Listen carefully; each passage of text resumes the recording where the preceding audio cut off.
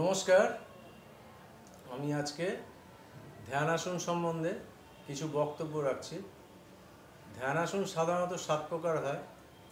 1 নম্বর পদ্মা আসন, 2 নম্বর বীরা আসন বা সুখা আসন বা স্বস্তিকা আসন, 3 নম্বর সিদ্ধা আসন, 4 নম্বর ভদ্রা আসন, 5 নম্বর গোমুখ আসন, 6 নম্বর সুখ গোমুখ আসন, 7 নম্বর বজ্রাসন। এই 7টি ধ্যান আসনের মধ্যে আবদ্ধ। স্থির সুখম আসনম, স্থিরভাবে সুখে বসার নামই আসন।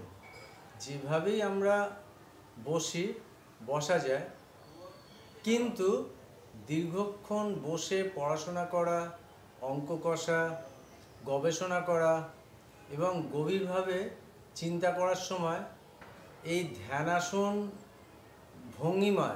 ধ্যানাসনের ভঙ্গিমায় যদি বসা যায়, তাহলে মস্তিষ্কের কোনো ব্যাঘাত ঘটে না।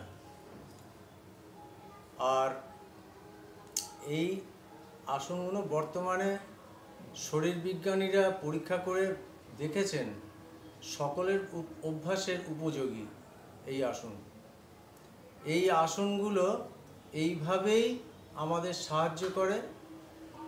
আর এই ভঙ্গিমাকেই বলা হয় সুখে উপবেশন করা।